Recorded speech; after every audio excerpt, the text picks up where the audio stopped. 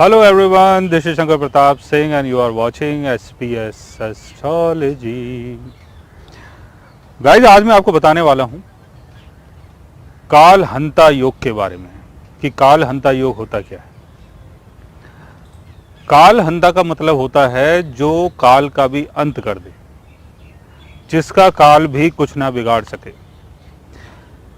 जैसे पुराणों में आपने देखा होगा भगवान कृष्ण, भगवान राम, इन्होंने जीवन में कितना खतरा उठाया, कितने लोगों से इनका युद्ध हुआ। यहाँ तक कि भगवान कृष्ण का जो युद्ध था वो तो कालिया नाग से भी हुआ था, उन्होंने कालिया नाग को भी मार दिया। तो कालिया नाग को मारना आम इंसान की बात तो नहीं है, यानी आम इंसान जो है वो कालिया नाग को तो मार नहीं सकता, इम्पॉसिबल सी बात है। तो ऐसा कौन सा योग हमारे बर्थ चार्ट में बनता है जो काल का भी काल होता है और जो काल का भी अंत कर देता है।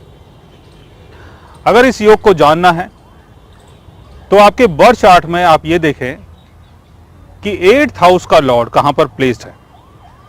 अगर 8th हाउस का लॉर्ड अगर आपके गेन हाउस में बैठा है तो आपके चार्ट में काल हंता योग बनता है। लेकिन इसके साथ साथ आपको यह भी देखना है कि फर्स्ट हाउस के लॉर्ड की पोजीशन क्या है। इसके साथ साथ आपका जो फर्स्ट हाउस है उसका लॉर्ड भी स्ट्रांग पोजीशन में होना चाहिए, तभी प्रॉपर तरीके से काल हंता योग आपके बर्थ चार्ट में बनेगा, अदरवाइज नहीं बनेगा। बिकॉज फर्स्ट हाउस का संबंध है आपकी पर्सनैलिटी से, आपके नाम से, आपके फेम से।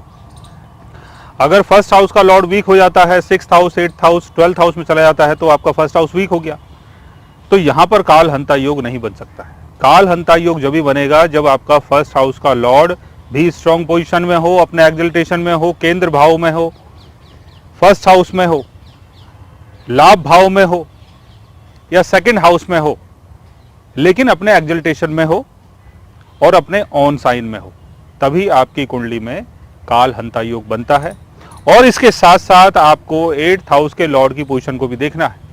8th हाउस का लॉर्ड अगर अपने एक्सल्टेशन में है, केंद्र भाव में है, या 8th हाउस में बैठा हुआ है, या 6th हाउस में या 12th हाउस में चला जाता है, अपने एक्सल्टेशन में है, फ्रेंडली साइन में है, तब आपकी कुंडली में काल हंता योग बनता है। और साथ में आपको एक चीज और भी देखनी है कि 8th हाउस के ऊपर, 8th हाउस के ऊपर अगर केतु का एस्पेक्ट पड़ता है, 8th हाउस के ऊपर अगर केतु का एस्पेक्ट पड़ जाता है या 8th हाउस में केतु की प्लेसमेंट होती है तो आपकी कुंडली में 100% काल हंता योग बनता है।